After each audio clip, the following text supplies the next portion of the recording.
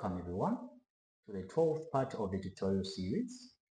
This is part 2 of the aggregation functions. Part 1 was the 11th tutorial in which we talked about the mean, max, and the count aggregate functions. In this tutorial, we are going to continue with the aggregation functions using the sum and the average functions. We start with the sum function. The sum function returns the total sum of a numerical column. This means if you want to perform the sum aggregate function on a column, the data type has to be numerical or a number of that column. Let's connect to our database. Open a new query editor. Change our working database.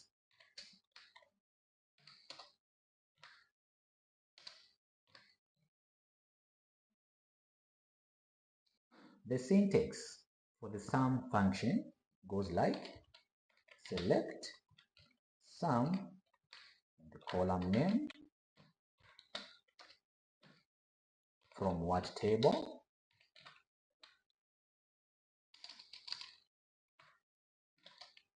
you can provide a where condition if you want.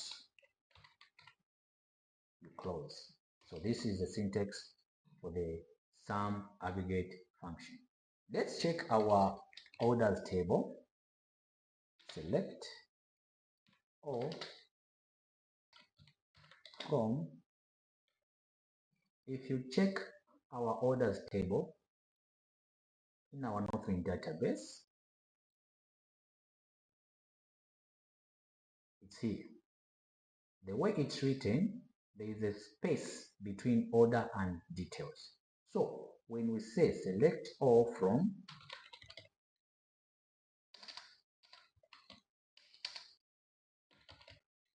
order details, we are going to get an error because order is a keyword in SQL. Now, the way it's written here, we have to put square brackets.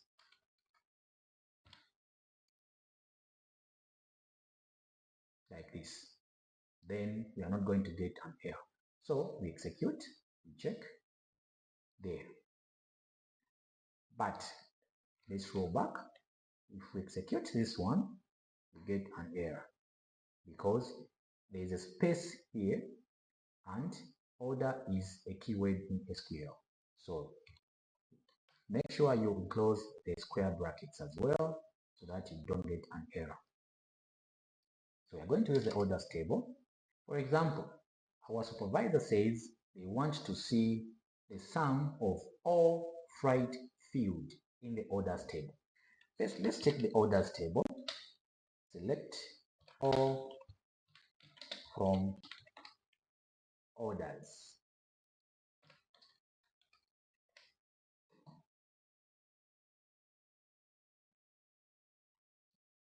This is our orders table.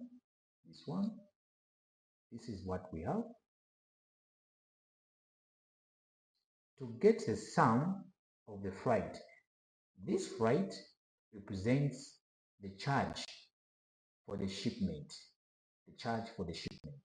So like for example, this order for this customer ID on this date, it was shipped via this one. I believe this is express shipping, if I'm not mistaken. This was a charge. So this is the currency. This is the currency. Now they want us to return the total charge or total freight charge.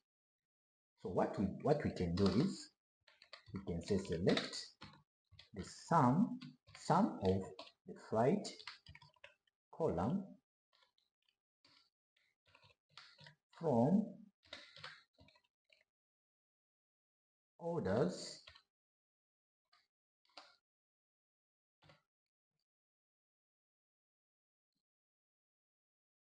so this is the total charge. Remember the alias, SQL alias as total freight.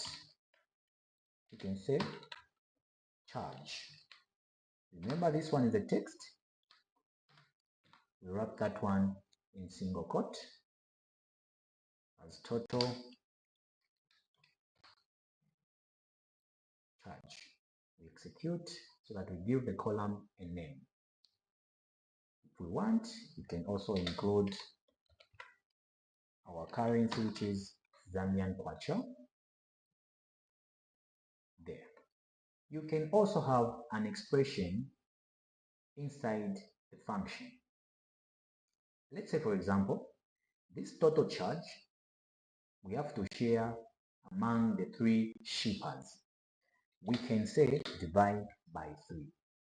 This is an expression inside the sum function we execute. So we are saying if these shippers were to share this money, each is going to get about 21,000 kwacha. You can also multiply. An expression is allowed inside the sum aggregate function. You can also add a where clause.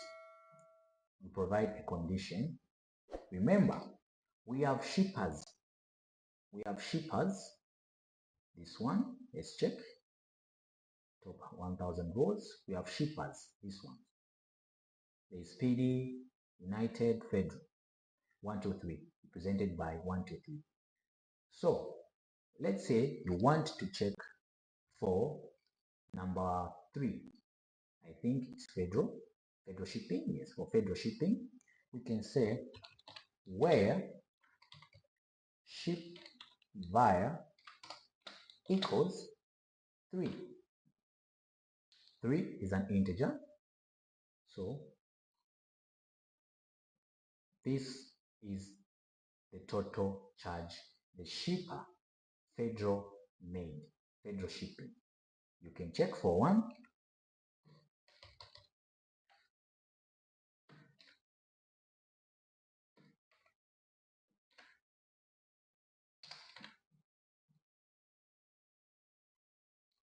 There.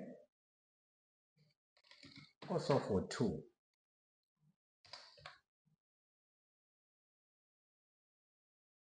There.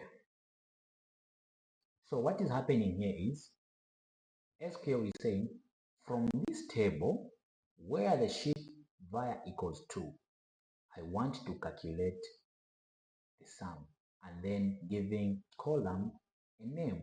So first of all, it starts by identifying the table and then look at the condition and then do the select. It retrieves this part.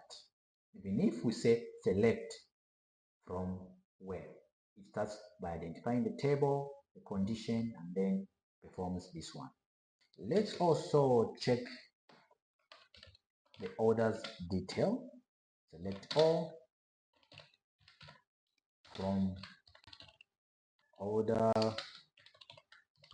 details. If you check the way orders table has been named in this database, there is a space there. When we write it like this, we get an error. Why? Because order is a keyword in SQL.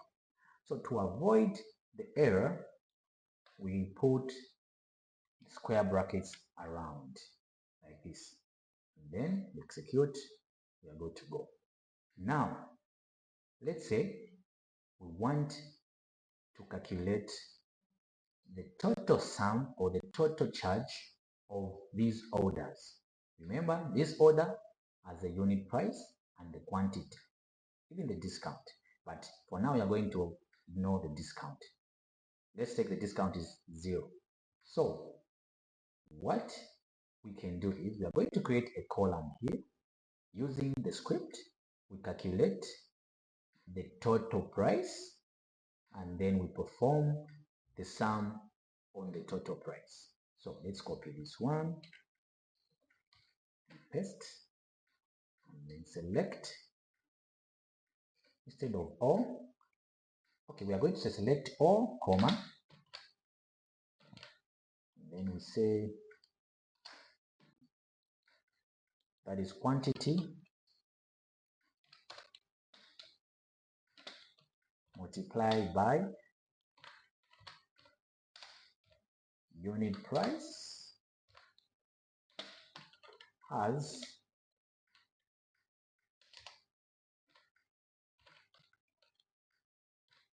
total price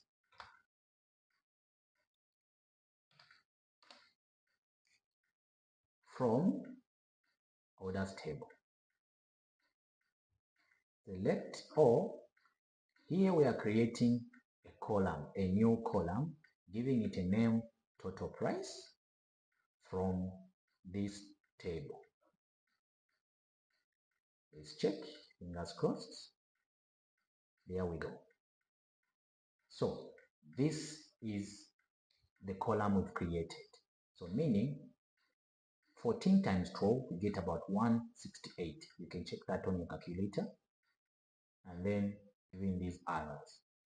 Now we want the total price. Now the sum of all these, or the sum of the column. What can we do? Let's see. Let's copy this one.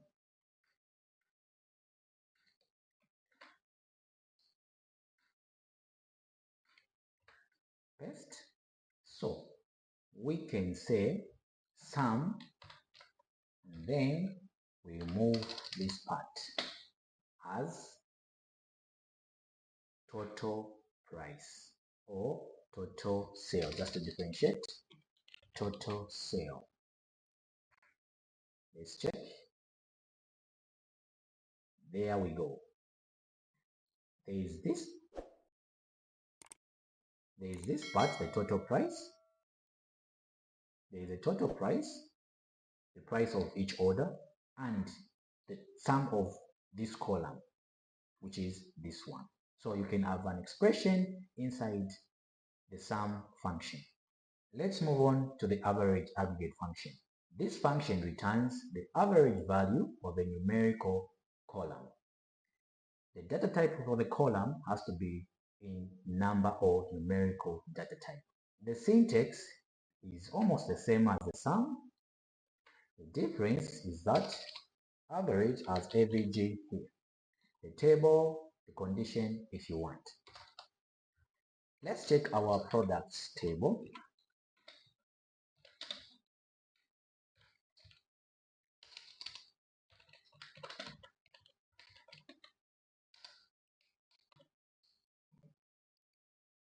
Let's see what we have.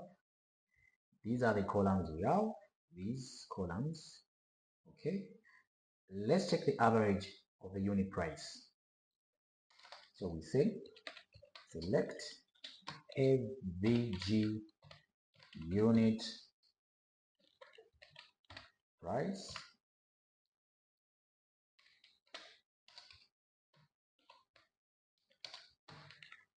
from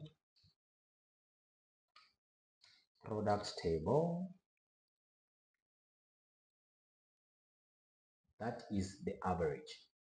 And alias as AVG price.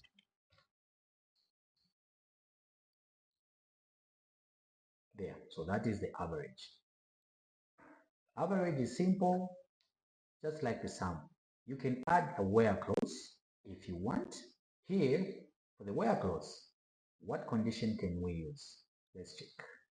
Let's use a category. Let's use a category. We say where category ID, let's say equals 2. 2 is an integer. So that is the average price of the category ID 2. That one. Let's do something different.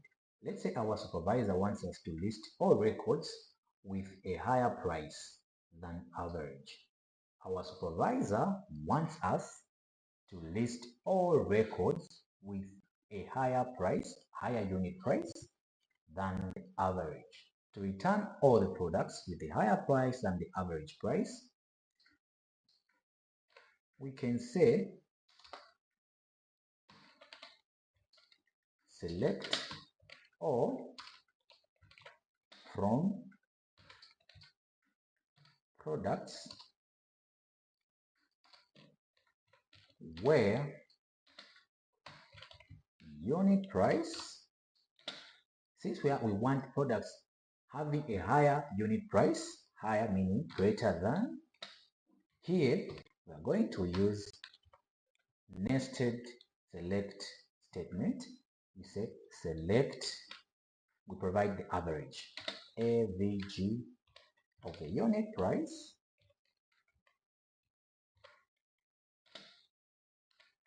as AVG. If you want AVG, we're just naming the column as AVG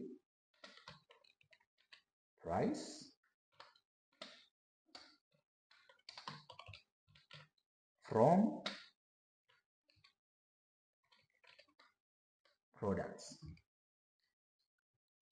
We haven't looked at nested select statements, but in future videos we will do that. So we've just added something fancy or to make it interesting.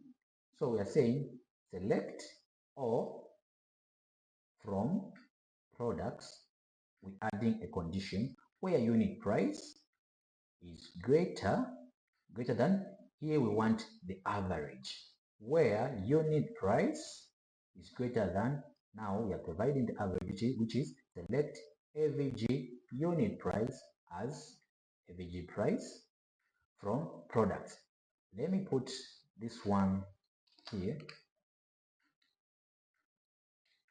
so that we do like this, so that it makes sense. This is the average we are getting. So we check. So these products have a unit price greater than the average. The average, let's remove the where condition here. We check our average. So this is our average, 27. Now these ones are greater than 27. So let's execute them at the same time.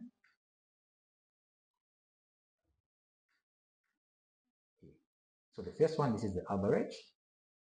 And if we check the unit price, we shouldn't have a unit price below this figure or below 27.